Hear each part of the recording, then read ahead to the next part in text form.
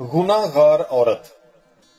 مقدس لوکا کی انجیل اس کا 7 باب 36 تا 50 آیات تک۔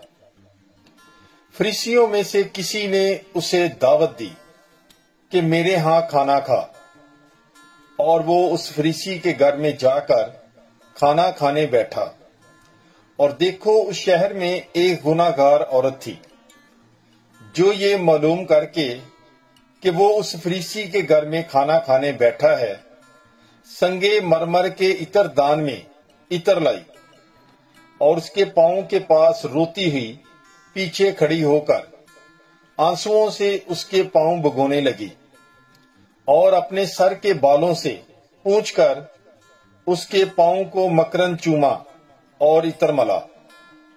اور اس فریسی نے جس نے اس کی دعوت کی تھی، یہ دیکھ کر اپنے جی میں کہنے لگا کہ اگر یہ نبی ہوتا تو جانتا کہ جو اسے چھوتی ہے یہ کون اور کیسی عورت ہے، یعنی یہ گناہ گار ہے۔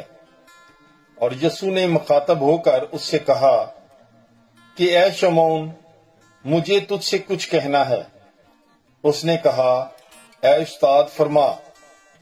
کسی ساہوکار کے 2 قرضدار تھے، ایک 500 دینار کا، دوسرا 50 کا۔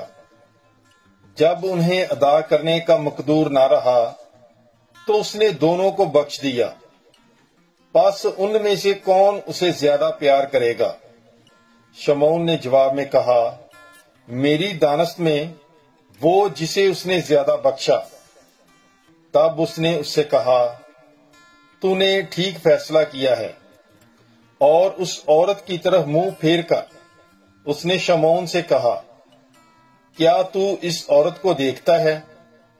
میں تیرے گھر میں آیا، تو نے پاؤں کے لیے پانی نہ دیا، مگر اس نے میرے پاؤں آنسوؤں سے بھگو دیے اور اپنے بالوں سے پونچھے۔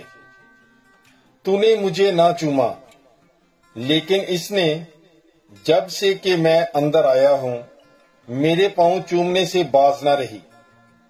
تو نے میرے سر پر تیل نہ ملا، مگر اس نے میرے پاؤں پر عطر ملا ہے۔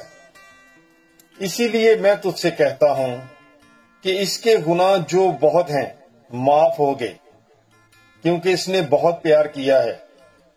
مگر جسے تھوڑا معاف کیا گیا ہے وہ تھوڑا پیار کرتا ہے۔ اور اس عورت سے کہا کہ تیرے گناہ معاف ہوئے۔ اس پر ہم نوالے آپس میں کہنے لگے کہ یہ کون ہے جو گناہ بھی معاف کرتا ہے؟ مگر اس نے عورت سے کہا، تیرے ایمان نے تجھے بچا لیا ہے، سلامت چلی جا۔ پاک کلام کے پڑھے اور سنے جانے پر خداوند کی برکت ہو۔ خدا کا شکر ہو۔ God bless you. Bible is life.